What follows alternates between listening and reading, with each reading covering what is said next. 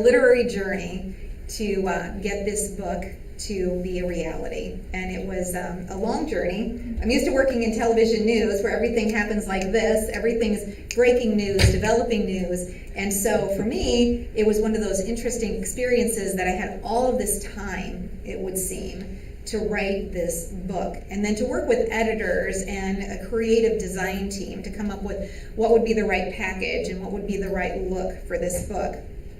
You know, for me though, the first big challenge was to write that first draft of the manuscript. And it was something I'd never done before. And so I did what most people do. I read a couple books on how to write books and listened to some podcasts on how to write books and watched some YouTube tutorials about how. Sorry. Am I good over here? Yeah. She's just trying to help me get my steps in. So I decided that I would break it down into different sections and make it easy for myself. So I just sat down in, of course, then the quietness of COVID, because everything was shut down. So I had a writing contract. I had been assigned an editor. I had been assigned a deadline, and I had been given a modest advance. And so I had a deadline, I had a goal, and I needed to get to work. And so for me, I thought, well, I need to break this down into the different seasons and stages in life. And so that's what I started to do. And the book really, the beginning of the book has one of my very favorite, as a meteorologist, of course, scripture verses, and that's from Ecclesiastes, where God very clearly has outlined the seasons in life, and that the despair, the sadness, the grief I was feeling being in this empty nest season was really just a typical part of what is the journey through life. You have times where everything is being developed and cultivated and planted, and then you have times when you harvest, and times then, sadly, when certain things come to an end. And so for me, it was very important that as I set out to write this manuscript, that I was very clear about the transitional periods in life. Because just like with the weather, the toughest parts can be those times where we're making a transition. Our life does unfold in a series of seasons. Some of those seasons are more beautiful than others, but the reality is that each one of them is important. And as we looked around this fall season and we see the colors of the leaves that are changing on the trees, we realize that that's all in preparation, because eventually these beautiful maple trees will lose their leaves, and then we will go into a period of dormant time and winter, and then in the spring, everything will come back to life again. And it's that promise that we have that after the seasons come to an end, that we will have a new time of rebirth.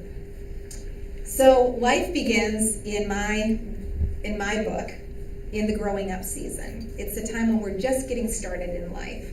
So just like in Earth and in the seasons, when we start out, we have a beginning part to our life.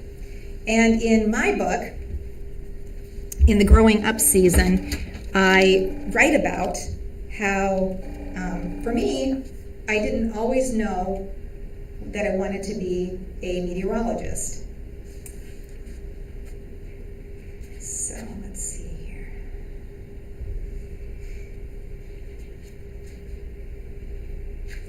And I started out by talking about how the grass is greener in the rearview mirror. As a meteorologist, I've spent my adult life, at least the past few decades, obsessed with seasons. More than 30 years translates into 120 plus seasons. My professional life requires forecasting the always changing weather in West Michigan, a part of the country that features all 4 seasons. As a television meteorologist, I've spent that same amount of time navigating through the tumultuous seasons of broadcasting and the media. When I started my broadcast television career, there were no cell phones, no websites, no social media, no Netflix, no Google, no Amazon, no Hulu. How would we ever do research without all that great stuff? In today's media world, the explosion of technology has created so many sources for people to find information and entertainment. It really is a challenge now to keep viewers connected to local television. Through all of these changes, I've been fortunate to become an enduring constant in my local television market, even as the broadcast news industry has changed as dramatically and as frequently as the changing seasons and corresponding weather I've been forecasting. As with any successful career, I didn't do it alone. God has blessed me with supportive friends, inspirational mentors, and hardworking colleagues who have created an environment for stability and longevity. I will share stories from these relationships in the pages of this book. As a working wife and mother, and now grandmother, my family has gone through the biggest series of changes over these decades. From walking down the aisle and saying I do, to becoming a mother of 3 active children with demanding schedules who, I proudly say, have reached adulthood as incredible human beings, I spent at least 25 of the past years in the middle of a complete whirlwind. As a professional family woman, I've experienced those decades through different changing seasons. Just as the weather and the atmosphere are measured by seasons, so is life. The season of spring marks the beginning point as we are growing up and beginning our journey. Spring is a time of hope and transition.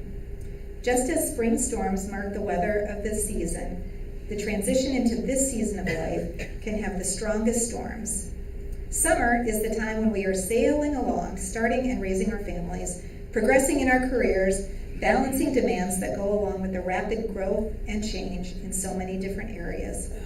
Summer is often a time of so much activity, the days are the longest, and it's a good thing because there is more to do than there seems to be hours in a day. Fall represents the time of harvest, when we reap the benefits of our hard work and investment in so many different areas. At work, we've achieved our career goals. At home, our children are graduating and going to college, getting married, and starting families of their own. As we transition from late fall into winter, we are becoming empty nesters and retiring from that career or job we have loved. This is a time when people often become preoccupied with looking back and reflecting on all those seasons that have come before, wistfully thinking we could almost have a do-over of those times we remember with fondness and melancholy. Winter days are short, dark, and cold. Sometimes we find it hard to believe there were ever birds, flowers, or green grass on a frozen and desolate landscape. But before you kick back and settle into a long, nostalgic look backward, let me share something with you that I have learned from my years in meteorology. There is a difference between weather and climate. Weather is a snapshot of current conditions, including temperature, humidity, wind, precipitation, cloudiness for a short period for a particular place. Weather is the overview for a few hours or maybe a couple of days. Weather is, depending on the season, hot, cold, wet, snowy, and some even pleasant. Weather can be marked by storms and extremes. On the other hand, climate represents a combination of all of those weather conditions over several decades. So even though parts of Florida may experience an occasional freeze, which may temporarily threaten the citrus crops, an average of the temperatures that occur over multiple decades reveals those freezing temperatures happen rarely. To be specific, the climate statistical models used by the National Weather Service is a 30-year average in a specific place for a specific location. And so to me, as I think about my work as a meteorologist, those 30 years that I have been employed at Wood TV almost represent that same exact span of time that I had such a busy nest. And so when I consider that, it's not really all that surprising, or shouldn't have been to me, that I would have the hardest time letting go of that part of my journey with my family. The young adult season, which is where my kids now find themselves, is the time of growth. It's the time when they are starting their own families, they're getting married, they are making advancements in their careers, and quite honestly, it is the time when things seem to be in full bloom, but there's a whole lot going on beneath the soil that we never see. And this then is where they really find themselves, especially my daughter and son-in-law and my little grandson, the Juggling Act season. You have so much to do, so many people relying on you, and you can almost hardly believe that you'll ever get anything accomplished. As I write in the book, I remember those days where I would tuck myself in the bathroom for maybe an extra 5 minutes so I could have just a little bit of privacy, and then have someone pounding on the door saying, "Mommy, are you in there?" And now, sadly, I could use the restroom most days at home with the door wide open because nobody would care. My husband's typically at work still when I get home from work, and so it's kind of one of those where it really is hard to believe that that was ever something that was a part of my life. But day in, day out, those were the long challenges. And then we reach the empty nest season, and we come home at the end of the day, and we think, what are we supposed to do now? Now, all of you have settled into life in an emptier nest with a whole new set of activities. And Can't hear you. Yeah, The sound just went off in the microphone. Oh, sorry. I just shocked Where? you. Oh no, that's okay. Is the battery dead? Yep. How about that? Maybe we weren't supposed to do this today after all. Just keep it simple, I guess. Yes, exactly. All right. I can get the handheld. Yeah. Easier. Okay. All right. Take this. Here, I'll hold it. Here? I'll get the pen. Thank you. Am I taking this off and just using the stick mic? Yeah. Got it. Uh-oh. You're caught. Look at this. Here, I'll get that out. There we go. Is that better? Aha. There we go. All right. Get you on hold there. There we go. So as we enter into the empty nest season, the transitional period with my kids, I'm going to have to juggle here with the microphone.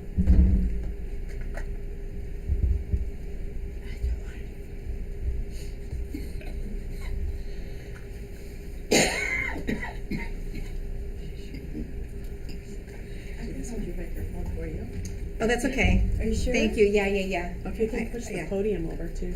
Okay. So the times that we look forward to on the calendar, and when our kids are getting married, was one of those milestones. They graduate from college, they pick their forever mate, and the times of having those big celebrations of the beginning of their lives are so exciting for us to be part of. In chapter 42 of my book, it's called Wedding Bells, and each one of the chapters of my book starts out with a quote or a scripture verse. And the quote that starts this one is called, says, it's advice to mothers of the groom. Keep your mouth shut and wear beige. Yeah, you probably heard that one before, right? The first time I heard this phrase was when my son Jacob was engaged. He was marrying his high school girlfriend Taylor, who we had known for several years and already seemed like a part of the family. While she would have never told me to keep my mouth shut, when it's time for one of your children to get married, the truth of the situation is simple. It's not about you. Your biggest job is to keep your opinions to yourself and not to do or wear anything that will draw attention from the bride-to-be. Planning parties and gatherings, that's not my forte anyway. I didn't have that designing gene, so I do know what I like when I see it all come together, but figuring out how to make an event come together or coordinate something is definitely not my strong suit. So even if tradition dictated the groom's mother was in charge of everything, I would have still not felt particularly qualified.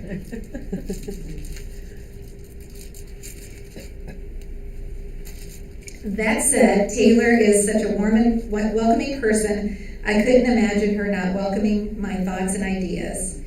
The quote, though, is hilarious because it applies to not just the wedding, I've learned the umbrella statement is an illustration of an essential concept for empty nesters. You are no longer the primary person in control of your child's life, nor should you be. As a college graduate in his 20s, my son was ready to become a grown-up. Launching into the world, he was also ready to become a husband. The saying also applies to mothers of brides, too. Almost exactly 1 year after Jacob was married, my daughter Jacqueline married her high school sweetheart, Ben. As with Jake and Taylor's wedding, it was best and appropriate to let the bride and groom take control of the planning and decision-making. Fortunately, Jacqueline and Taylor are so organized, I developed a sense of peace as I kept a hands-off, mouth-closed approach in letting both brides take charge of planning these significant events. A wedding is a celebration of the beginning of a new family. It marks the true emancipation of the adult child from the family of his or her childhood. Watching our adult children plan their wedding day is like the time we ran alongside their bicycles, helping them balance without the training wheels or sitting in the passenger seat as they were learning to navigate the roadways as student drivers. In both cases, we were helping them adjust to a period of separation from us and to move toward newfound independence. Observing the wedding day planning is quite similar, as planning for this final transition gives the mother of bride or groom the chance to adjust to this new role in our child's life. Instead of feeling left out of the decision-making, we can view this period as one where we are free to take care of ourselves. Here, we get to go from being the center stage to a member of the audience. And if we play our cards just right, we might get to sit in the front row to watch the show. Two additional blessings I have received with my children's marriages have been the opportunity to become connected to 2 more families of faith. The 2 mothers-in-law of my adult children have become important women in my life. We share a unique, common bond as praying mothers over the same family we helped create. In my life, Judy, the mother of my daughter-in-law, and Ellen, the mother of my son-in-law, are women I count as sisters. Knowing these are 2 women who gave birth to and raised the woman and man my son and daughter fell in love with and have taken for their life partners, I feel blessed by these incredible women who have a special place in my life and in my heart. Since my married children married youngest in their families, their nests have now become empty as well. And so for me, that period of transition when we have our kids get married is one that was easier for me than when the nest was actually empty, because I love the excitement and the fun and the ceremony surrounding all of the activities. And then when all of that is done, you feel quite the letdown. So this is a fun cartoon that we see here. The mom is trying to get her child to leave the house when it's the first day of school.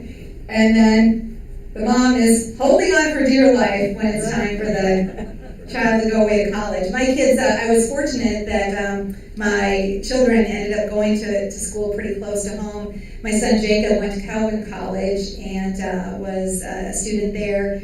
Interesting, when you have they may have changed this since he graduated.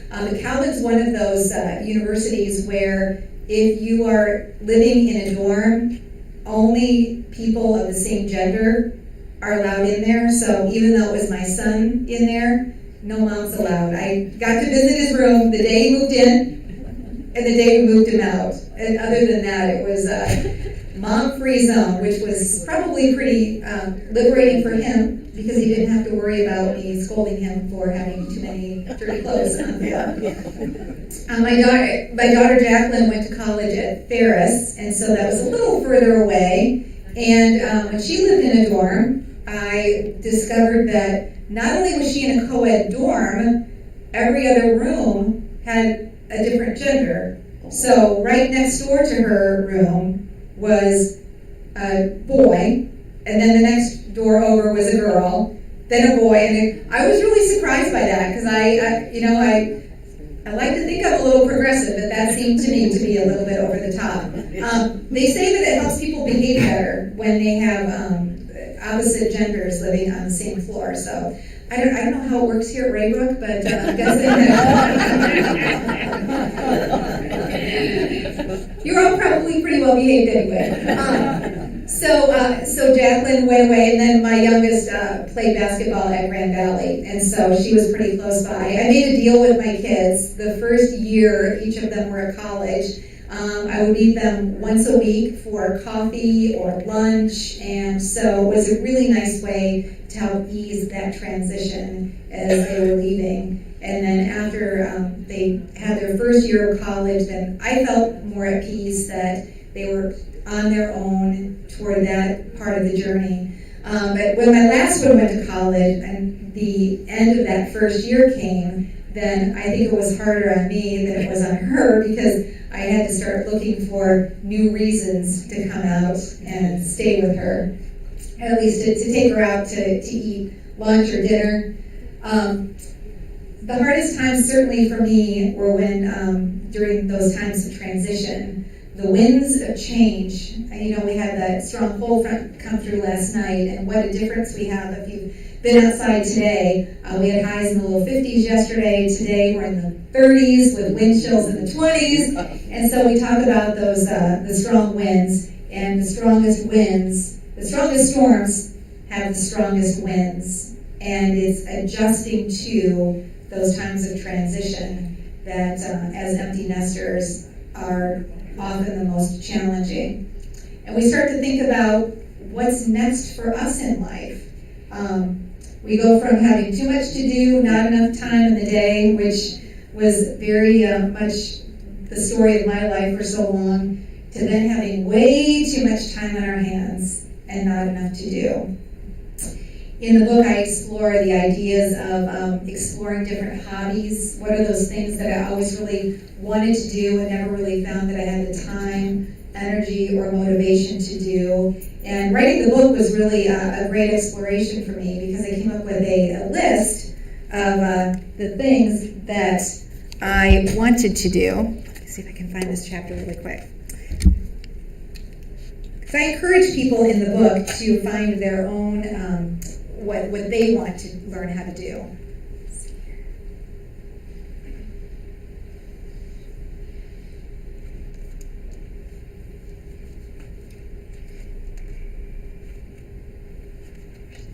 Oh, here we go.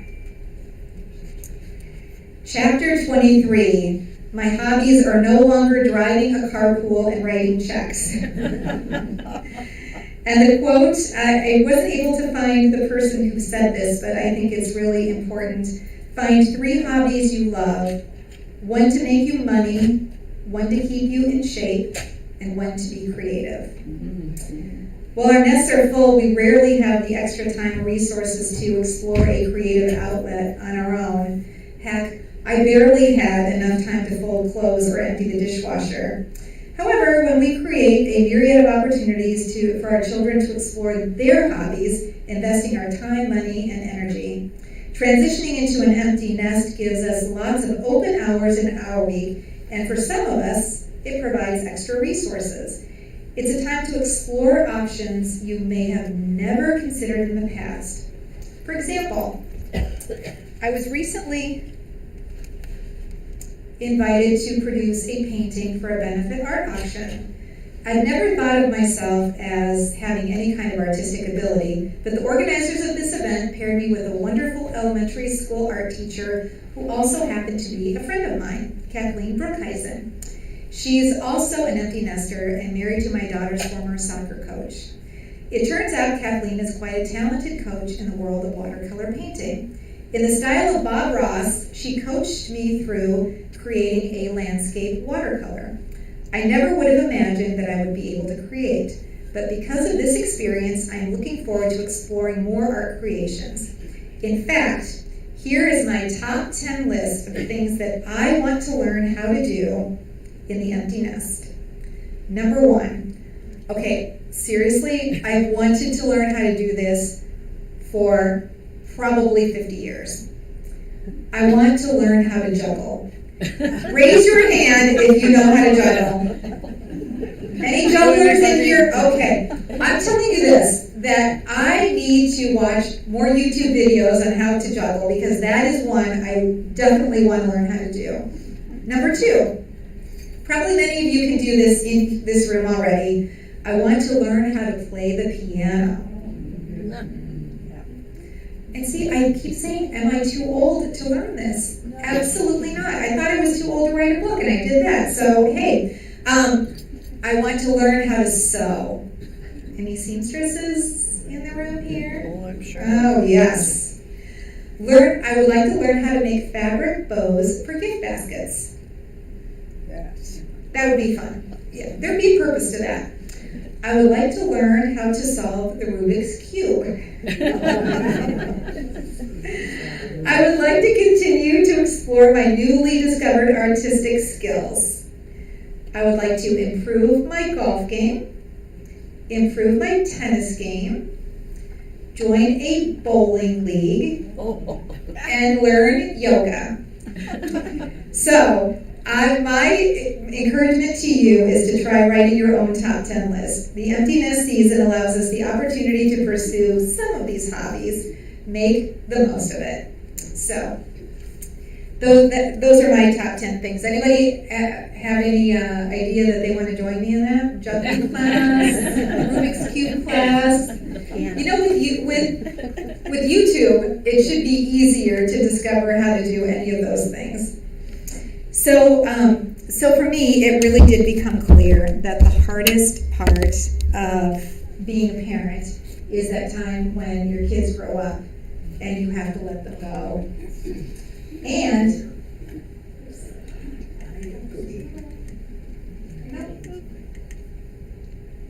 I think that's it. I had one more in there. And so that to me was when I started writing the book, the time in life that I focused on, helping these people who were now adjusting to their own empty nest season discover that, number one, you're not alone. It's perfectly normal to feel an emptiness when your nest really does empty. And it's also one of those situations where you do feel better. You get better. You find more purpose and meaning. And as you make those discoveries, there is a huge opportunity to volunteer, to learn a new hobby, to maybe finish that college degree or just take a class. All of those opportunities. The biggest section in the book is about your faith. I was someone who came to my faith later in life. I didn't learn to love the Lord or be introduced to my faith until I was in my 20s, already working in television news. It was through covering so many tragedies early on in my career that someone one day in passing invited me to church. And from that first moment that I stepped inside the sanctuary, I felt this incredible feeling of peace. And then as I became more in tune with my faith, I learned more, I discovered more, and married a man of tremendous faith. Then I really started to do more in-depth Bible studies and learned to, and started to really connect and engage with those stories. In fact, there's a chapter in here that talks about my really first dedicated Bible study. What is that? Is that a camera? These poor people at home, they're like, what is she doing? She's walking right up there, putting her face right in them. Let's see here. Chapter 45. My first in-depth Bible study was VeggieTales. See, because I became a Christian and started my journey of faith, and then became a mom within the first couple of years of becoming a Christian. And so, as I was watching VeggieTales with my kids, it really became one of those great connected opportunities for me and for them. And the scripture verse that goes with this chapter is from Matthew 7:24. Therefore, everyone who hears these words of mine and puts puts them into practice is like a wise man who builds his house on the rock. I would compare the development of my faith to the raising of a child. A newborn baby needs to be cared for, nurtured, fed, and corrected. The same is true with the beginning stages in a journey of faith. According to the teachings in God's holy word, the Bible, the new believer needs to be encouraged and nurtured so faith questions may be answered in a true and consistent manner. It can be challenging for a new believer, especially one who is not surrounded by family members or close friends who are also believers. The new believer needs to have a guide in that development of faith. For me, I discovered those guides within the church congregation I joined in Wisconsin, and specifically in relationship with the other members who were in my membership class with me. Unfortunately, the beginning of my spiritual journey came with a need to change my career, which would allow me to grow and evolve in the television news business.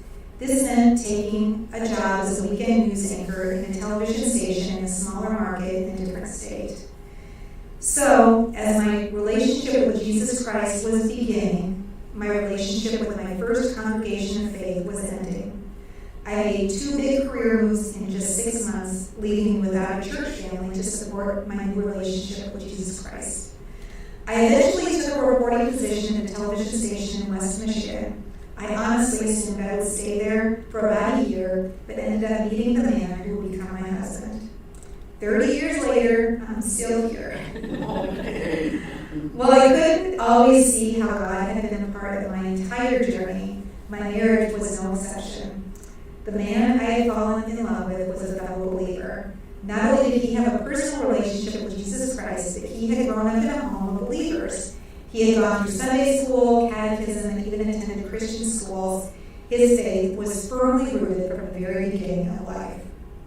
I embraced my faith because of my deep feelings. My belief in Jesus Christ was because of the epiphany. I could feel the Holy Spirit in my soul. My faith was based on feelings, so I didn't know or understand so much of the Bible.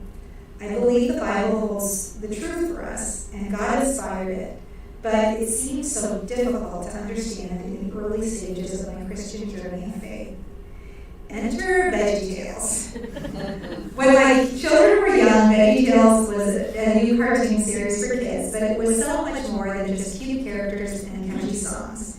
The main character, Bob the tomato, and Larry the cucumber told Bible stories through entertaining animated videos children could understand and in a way they could remember. Each video told Bible stories that paralleled actual stories in the Bible. As I watched videos with my kids, many of the Bible stories came to life for me over and over again. I understood how the Bible fit together and what stories had to teach us about God. Of course, VeggieTales was only an introduction to some of the most well-known stories of the Bible, but it was a valuable resource for a young Christian mom to use in helping grasp an understanding of God's holy word. The spiritual blessing that comes from the empty nest season is the luxury of finding more time in in-depth Bible study. Consider joining a prayer group or attending a Christian women's conference. As with most aspects of the empty nest season, this time in our life also offers a tremendous opportunity for us. We can put our physical, emotional, and spiritual needs at the forefront of our life, filling at least some of those hours with the search for peace and hope that comes from a deepening relationship with God. And so for me, that's the biggest blessing and my biggest journey now, that as an adult woman I will go on, is now to deepen my faith and to connect and spend my time with people who will help me grow and recapture that missing time. For so much of my teens, 20s, started out with absolutely no faith. And so my journey began, and now it can really deepen and strengthen as I move through this next stage in my life. We have about 15 minutes left, and so I wanted to know if you have any questions for me. On a work day, what's your typical schedule? A typical schedule for me on a typical work day is I get out of bed between 2:30 and 2:45 in the morning. Oh my. And I take I've kind of figured it out through the years of what's a really good workflow. So I take a shower at home, dry my hair. I typically do my makeup and actually curl or straighten my hair at the station once I get there. And try to arrive at the station around 3:30 in the morning and work on the forecast, start getting ready with makeup, hair, all that stuff. And then at 4:15, I record for Wood Radio because we do the weather for Wood Radio. And at 4:30, our local show starts. And at the end of, at 7 o'clock, then we do radio and TV cut-ins for the weather until 9 o'clock. And then at that point, I switch into 8 West, and we record 8 West between 9 and 10:30. And then some days I go home, some days I do the noon show, and it just kind of depends. And from there, I go home. I try to eat my big meal of the day as soon as I get home from work, which isn't great. It's always been like that just because physically I can't really eat a big meal in the evening and then try to get to bed by about 8 or 8:30 because then I just, don't feel great. So trying to convince my husband now that we're empty nesters he should come home from work early so we can have a really nice meal together about 3 o'clock in the afternoon, but we'll see how that works. But yeah, I tried when the kids were at home and had all of their activities going on, it was often 9:30, 10, 11 o'clock at night before I would climb into bed just exhausted and then have to get up at 2:30, 2:45 the next day. So I spent a lot of my late 20s, 30s, and early 40s without getting very much sleep. So I suppose I should spend some time sleeping in the empty nest. I owe it to myself. Good job. Exactly. I noticed you wear a cross. Yes. I see that on TV. Have you gotten any comments about that? I have people who notice it and will ask about it. And there was only one time we were shooting a promotional picture, and the clasp of the cross kind of kept coming around. And they're like, "Do I take your necklace off for the shoot?" And I said, "No, somebody should just keep an eye on that clasp." And that was about it. But yeah, I've never had any negative pushback at all. Good way to testify. Thank you. Yeah, I was just, to me, it is when I look in the mirror and I see it, it's a good reminder of, God has us in a place for a purpose. And so we need to make sure that we're being that witness. What was it that you chose to be the weather woman? The weather woman. So, yeah, it's interesting. I started my career as a television news reporter and a news anchor, and actually thought about going back to college to become an attorney or do something else, because I really didn't find it all that fulfilling to be a news anchor. And so I always ended up at the television stations that I worked in. I would always end up in the weather office chatting with the meteorologists. And so I was having a conversation with someone I worked with who was a meteorologist, and I said, "Boy, I really wish I would have gone to school to be a meteorologist." And he said, "Well, it's not too late." And at that point, I kind of thought maybe it was, and I was only in my 20s. But I found a program through Mississippi State University and ended up starting a program. And I just started back to school when I met my husband. And so I had the opportunity to really go from being this single career woman with going to school to getting married, starting a family. And I remember that I got a picture. The day after our daughter Jacqueline was born, I had a final in statistical climatology, And so I took the book with me to the hospital when I was in labor. Oh. And the obstetrician came in and said, I think I've seen it all now.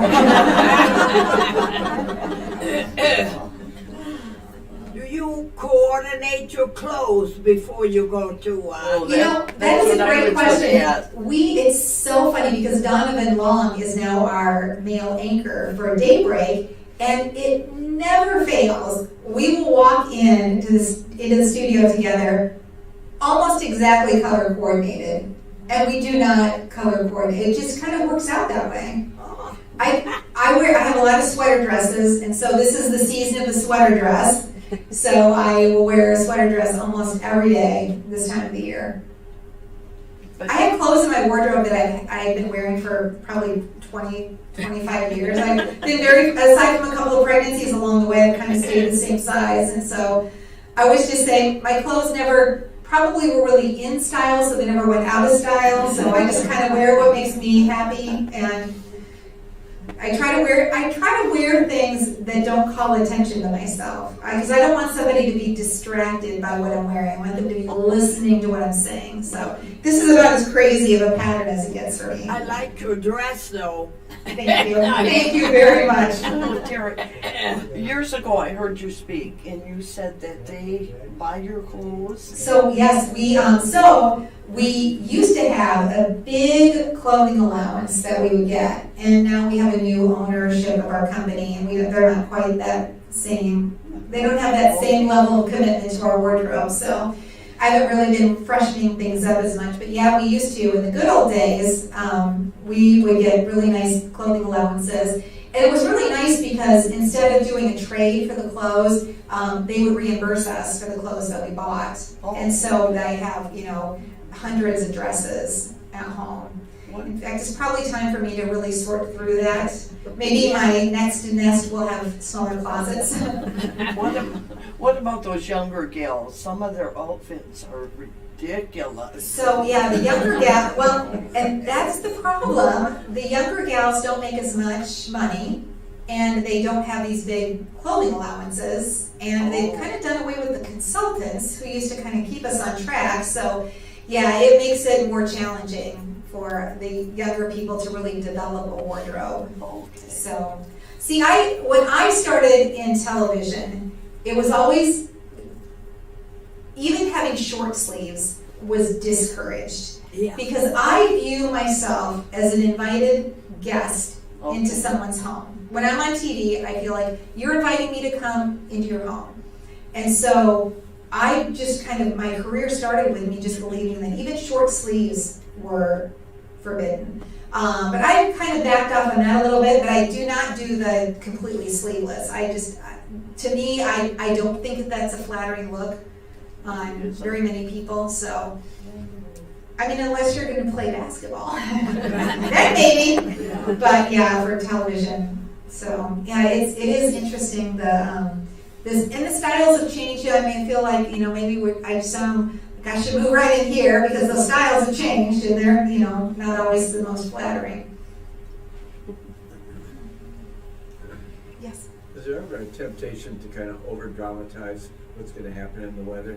It's kind of uncomfortable. Well, so the question is there a temptation to over dramatize what's going to happen in the weather?